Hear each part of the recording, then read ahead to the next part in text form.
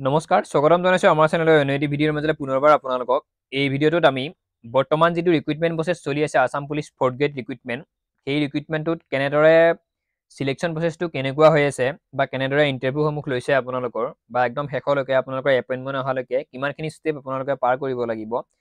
5 তাৰিখৰ পৰা এইটো ৰিক্ৰুইটমেণ্ট আৰম্ভ হৈছে প্ৰচেছটো চলি আছে বৰ্তমান ইণ্টাৰভিউটো নেক্সট আৰু কিছু মোটামুটি এমাহ 20-25 দিনমান এই ৰিক্ৰুইটমেণ্টৰ প্ৰচেছটো চলি থাকিব তো যিখিনিয়ে ইণ্টাৰভিউ দি আহিছে তেওঁলোকে হয়তো গমেই পাইছে কেনেকুৱা ধৰণৰ ক'ত কি কৰিব দিছে ভাইভাত কি প্ৰশ্ন সুধিছে বা প্ৰথমতে কি কৰিব দিছে কি ডকুমেণ্ট চাইছে এক্সপিৰিয়েঞ্চ চাৰ্টিফিকেট চাইছে নে নাই তেওঁলোকে সেইটো গমেই পাইছে আৰু যিখিনি নেকি বৰ্তমানো হ'ব বাকী আছে ফ'ৰ্থ গ্ৰেডৰ যিটো ইণ্টাৰভিউ এদিনেই হয় বাৰু সেইখিনি হ'ব বাকী আছে তেওঁলোকৰ বাবে আজিৰ ভিডিঅ'টো খুব গুৰুত্বপূৰ্ণ যদি আপোনালোকে আসাম পুলিচৰ যিটো ফ'ৰ্থ গ্ৰেডৰ যিমানখিনি এপ্লাই চলিছিল তাত যদি এপ্লাই কৰিছিল যদি আপোনালোকৰ আহি আছে ইণ্টাৰভিউটো তেনেহ'লে এই ভিডিঅ'টো সম্পূৰ্ণকৈ শেষলৈ চাই থাকিব গম পাব এটলিষ্ট কিমানখিনি ডকুমেণ্ট লাগে কেনেকৈনো ইণ্টাৰভিউ হ'ব আপোনালোকৰ বা ভাইভাত কেনেকুৱা ধৰণৰ বস্তুবোৰ সুধিব পাৰে কেনেদৰে এক্সামটোত আপোনালোকে যিটো ভাইভা হ'ব তাত আপোনালোকে কেনেদৰে এনচাৰসমূহ দিলে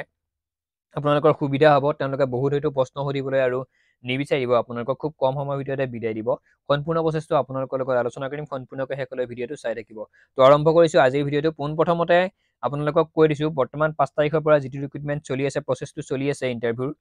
তাত আপোনালোকৰ প্ৰথম যেতিয়া আপুনি ইণ্টাৰভিউত সোমাব যেতিয়া আপুনি তেওঁলোকৰ ফিল্ডত সোমাব বা য'তে নহওক আপোনালোকৰ ৰিপৰ্টিং টাইম 7টা বজাত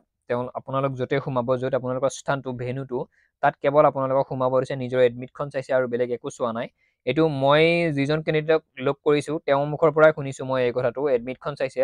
কিন্তু 6 তাৰিখে বা 7 তাৰিখে আজি যিটো হৈ গ'ল তাত হয়তো অকণমান বেলেগ হ'ব পাৰে প্ৰত্যেকটো চেণ্টাৰতে কিছুমান নিয়ম প্ৰণালী বেলেগ থাকে মই যিজনলৈ কণ্টেক্ট কৰিছিলোঁ তেওঁ যিখিনি মোক কৈছে মই আপোনালোকক সেইখিনি ক'ম কাৰণ মই সেইটোত এপ্লাই কৰা নাছিলোঁ আপোনালোকে গমেই পায় অসম পুলিচত মেডিকেল বৰ্তমানত অকণমান টান হৈছে আৰু ফ'ৰ্থ গ্ৰেডতো মেডিকেল পায় আকৌ অসম পুলিচৰ নিচিনাই সেইটোৰ বাবে মোৰ চকুৰ প্ৰব্লেম থকাৰ বাবে মই আবেদনটো কৰা নাছিলোঁ সেইবাবে মই একুৰেটটো গম পোৱা নাই মোক যোনে যেনেকৈ কৈছে মই আপোনালোকক সেইটো কৈ দিম ফাৰ্ষ্ট আপোনালোকৰ প্ৰৱেশ কৰিব এইটোতে আপোনালোকৰ এডমিট কাৰ্ডখন চাইছে আৰু একো চোৱা নাই এডমিট কাৰ্ডখনেই কেৱল চাইছে আৰু আপোনালোকক সোমাব দিছে নিজৰ ডকুমেণ্টখিনি লৈ কিনে তাৰপিছত আপোনালোকৰ ডকুমেণ্ট চেক কৰিছে অৰিজিনেলসমূহ চেক কৰিছে জেৰক্সো চাইছে বিশেষকৈ অৰিজিনেলখিনি তেওঁলোকে চেক কৰিছে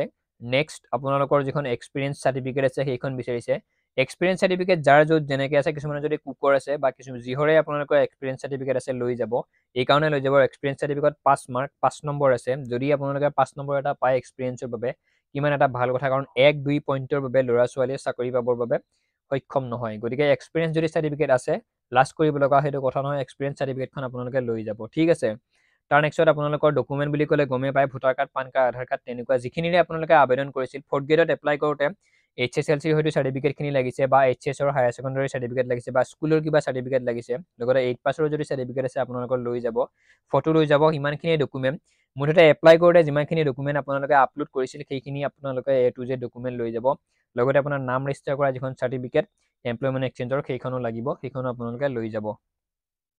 তাৰ নেক্সট আপোনালোকৰ ডকুমেণ্ট ভেৰিফিকেশ্যন যেতিয়া আপোনাৰ হৈ যাব একদম অৰিজিনেলখিনি তেওঁলোকে প্ৰপাৰটো পাব বোলে এই কেণ্ডিডেটজন এইজনেই হয় তেওঁৰ ডকুমেণ্টখিনি এইখিনিয়ে যেতিয়া প্ৰমাণটো হৈ যাব তাৰ নেক্সট আপোনালোকৰ জোখমাখখিনি কৰিছে জোখমাখ আপোনালোকে গমেই পাইছে ক'ত কিমান কি হৈ আছে আপোনালোকৰ হাইট চেষ্ট ৱেট তেওঁলোকে বিচাৰিছে যদি তাতো আপোনালোকে কোৱালিফাইড হৈছে মেডিকেল টেষ্ট কৰিছে আপোনালোকৰ মেডিকেল একদম অসম পুলিচত যেনেকৈ মেডিকেল হৈছিল চকু নাক কাণ বা অসম পুলিচত যেনেদৰে মেডিকেল কৰে হাত ভৰি যেনেদৰে আপোনালোকৰ চেক কৰিছিল ঠিক তেনেদৰে হৈছে ফ'ৰ্থ গ্ৰেডৰ মেডিকেলটো কিছুমানে হয়তো ভাবিব ফ'ৰ্থ গ্ৰেডৰ মেডিকেল একদম সহজ বুলি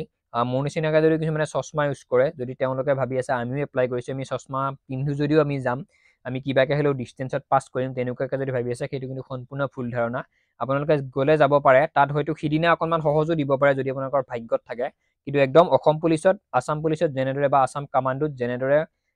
মেডিকেল হৈছিল ঠিক তেনেদৰে ফ'ৰ্থ গ্ৰেডৰ ৰিক্ৰুইটমেণ্টখিনিতো একেই মেডিকেল কোনো ধৰণৰ কনচিডাৰ কৰা নাই যদি আপোনাৰ চকুত দিক্কত আছে যদি আপোনাৰ কিবা বেলেগত হাত ভৰি বেন আছে বা নকনি যদি আপোনাৰ তেনেকুৱা প্ৰব্লেম আছে আপোনাক কিন্তু ডিছকুৱালিফাইড কৰিব তাত ডিছকুৱালিফাইড বৰ্তমান কৰি আছে মই সেইবাবেই কৈছোঁ মেডিকেল আপুনি ফিট হোৱাৰ পিছতে আপোনালোকৰ তাৰপিছত একদম শেষৰ যিটো ইণ্টাৰভিউ বুলি ক'ব লাগিব ভাইভা সেইটো আপোনালোকৰ হ'ব সেইটোত একদম গমেই পাইছে আপোনালোকে এটা ভাইভা দিবলৈ যাতে কেনেদৰে যাব লাগে কিন্তু APSC বা যিখিনি থাৰ্ড গ্ৰেডৰ বা ফ'ৰ্থ গ্ৰেডৰ যিখিনি ভাইভা হয় ADREত তাত কিন্তু আপোনালোকৰ যেনেকৈ ফৰ্মেল ইউজ কৰিব লাগে বা কাপোৰ কানি হওক যিয়ে নহওক একদম বগা চাৰ্ট ক'লা পেণ্ট তেনেকুৱাকৈ যে কিছুমানে ইউজ কৰে ফৰ্মেল বা ফৰ্মেল জোতা ইউজ কৰে, ইয়াত সেইটো কোৱা নাই, কাৰণ বৰ্তমান ঠাণ্ডাৰ ছিজন চলি আছে। আপোনালোকে চুৱেটাৰ বা জেকেট পিন্ধি গ'লেও যাব পাৰে, তাত কোনো ধৰণৰ কথা নাই। বা চেগা জোতা বা যিকোনো ধৰণৰ দৌৰিব যাতে আপোনালোকে যি জোতা ইউজ কৰে, বা জেনুইন যাতে আপোনালোকে জেনুইন মানুহজন জেনেৰেল মানুহজন তেনেকুৱাকৈ গ'লেই হ'ল। ফৰ্মেল যদি যাব পাৰে ভাল, যদি আপোনালোকে ফৰ্মেল পিন্ধিও যাব পৰা নাই, কাৰণ আপুনি তাত গৈ কিনে ইণ্টাৰভিউ দিব গৈ আপুনি হয়তো বনত বহিব লাগিব পাৰে, মাটিত বহিব লাগিব পাৰে, কাৰণ আপোনালোকক বহুৱাই থৈ দিয়ে। সেইবাবে যে একদম ফৰ্মেল ফিটিং হৈ নতুন পেণ্ট চাৰ্ট লগাই যাব লাগে তেনেকুৱাকৈ তেওঁলোকে কোৱা নাই। যাতে আপোনালোকে চুলি একদম জেং নহয় বা হাতত ঘড়ী চৰি তেনেকুৱা একদম তেওঁলোকে হয়তো বিচৰা নাই। আপোনালোক একদম জেনুইন আপোনালোক জেনেৰেল মানুহজন তেনেকুৱাই তেওঁলোকে বিচাৰিছে। যদি আপোনালোকে তাত যিকোনো জিন্স পেণ্টো পিন্ধি গৈছে কোনো কথা নাই, বা চুৱেটাৰো যদি পিন্ধি গৈছে কোনো কথা নাই, ড্ৰেছৰ প্ৰতি কোনো কথা নাই, কিন্তু চুলিটো ইমান জেং হ'ব নালাগে, সেইটো এটা ভাইভা হয়। যদি আপোনালোকৰ একদম চুলিত কালাৰ কৰা থাকে বা কিবা কিবি এক্সট্ৰা যদি হাতত কিবা টাটু চাটু একো থাকে, সেইবোৰত কিন্তু অকণমান ভাইভাত প্ৰব্লেম আহে, আপোনাক অকণমান জেং হিচাপে তেওঁলোকে চোৱা হয় বা নম্বৰটো আপোনাৰ কম হ'ব পাৰে। তো ভাইভাত প্ৰথমতে আপোনালোকে পাৰ্মিশ্যন লৈ সোমাব লাগে, গমে পাইছে। যোনটো ডিপাৰ্টমেণ্টৰ বাবে সকলো ডিপাৰ্টমেণ্টৰ বাবে ভাইভাটো সম্পূৰ্ণ বেলেগ বেলেগ। আপোনালোকৰ এক্সপিৰিয়েঞ্চ চাৰ্টিফিকেট তেওঁলোকে চাব, এক্সপিৰিয়েঞ্চ অনুযায়ী বা কিহতনো আপোনালোকে এপ্লাই কৰিছিল তাৰ ওপৰত ভিত্তি কৰি আপোনালোকৰ ভাইভাৰ প্ৰশ্ন সুধিব পাৰে। যদি আপোনালোকে কুকত বা যিয়েই নহওক আপোনালোকে য'ত যেনেদৰে যদি কুকৰ বিষয়ে যদি ৰন্ধাৰ বিষয়ে আপোনালোকক প্ৰশ্ন সুধিব পাৰে, বা যদি এক্সপিৰিয়েঞ্চ আপোনালোকৰ ক'ৰবাত যদি আছিল বা তাত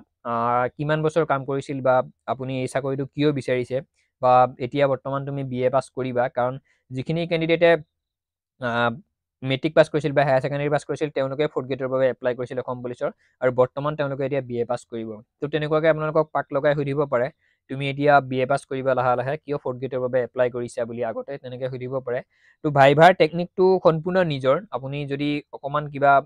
ভাইভাত হয়তো কেনেকৈ কথা ক'ব লাগে আপোনালোকে জানে, নিজৰ কনফিডেঞ্চটো ৰাখি কিনে। অ'ভাৰ কনফিডেঞ্চ হ'লেও বেয়া, কিন্তু ল' কনফিডেঞ্চ হ'লেও বেয়া। গতিকে নিজক কেনেকৈ আপোনালোকে তেওঁলোকৰ আগত প্ৰতিস্থাপন কৰিব পাৰে বা নিজৰ কথাখিনি কেনেকৈ তেওঁলোকৰ আগত ফুটাই দাঙি ধৰিব পাৰে, সেইটো আপোনালোকৰ কথা। আৰু নিজৰ পৰিচয়ৰ কথা সুধিব পাৰে, অসমৰ কথা সুধিছে, নিজৰ ডিষ্ট্ৰিক্টখনৰ কথা সুধিছে, নিজৰ গাঁওখনত কিবা সমস্যা আছে নেকি, নিজৰ অঞ্চলটোত কিবা বিখ্যাত বস্তু আছে নেকি, সেই বিষয়ে সুধিছে, আৰু বহুত বিশেষ একো সোধা নাই।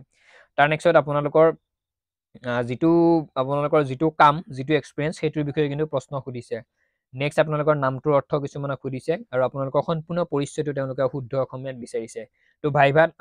এইখিনিয়ে ভাইভাত, আৰু ভাইভাটো শেষ হোৱাৰ পিছতে আপোনালোকক ভাইভাত 50 নম্বৰ থাকে, তাত 33 নম্বৰ পালে আপোনালোকে পাছ হ'ব, সেইটো চিন্তা কৰিব নালাগে। কিন্তু তেওঁলোকে আপুনি লগে লগে পাছ হ'ল নে ফেইলেই হ'ল নে সেইটো কথা তেওঁলোকে কৈ দিয়া নাই। কিছুদিন পিছত আপোনালোকৰ হয়তো ৰিজাল্ট দিব, ৰিক্ৰুইটমেণ্ট প্ৰচেছটো আটাইখিনি শেষ হোৱাৰ পিছত আপোনালোকৰ ৰিজাল্টটো তেওঁলোকে দি দিব। এতিয়া কিন্তু কোন পাছ কোন ফেইল সেইবোৰ তেওঁলোকে একো কোৱাই নাই। তো সম্পূৰ্ণ ভিডিঅ'টো ইমান আছিল। ভাইভা এনেকৈ চলি আছে। অসম পুলিচৰ 4th গ্ৰেডত কাম কি, হয়তো সেই বিষয়ে আপোনালোকে জানেই, তাক আৰু বহলভাৱে ক'ব নালাগে। যিখিনিয়ে 4th গ্ৰেডত এপ্লাই কৰিছে তেওঁলোকে গমেই পায়, আছাম পুলিচৰ 4th গ্ৰেডত এপ্লাই কৰিছে তেওঁলোকে ইতিমধ্যে গমেই পায় আমি যদি চাকৰি পাওঁ কি কাম কৰিব লাগিব, কি কাম কৰিব নালাগে। তো সম্পূৰ্ণ ভিডিঅ'টো ইমান আছিল। কিবা যদি ডাউট আছে মোৰ তাত তলত কমেণ্ট কৰিব, মই আপোনালোকৰ কমেণ্টৰ এনচাৰসমূহ দিবলৈ চেষ্টা কৰিম। ভিডিঅ'টো সম্পূৰ্ণকৈ চোৱাৰ বাবে পুনৰবাৰ ধন্যবাদ জনাই আজিৰ ভিডিঅ'টোৰ সামৰণি মাৰিছোঁ। জয় আই অসম।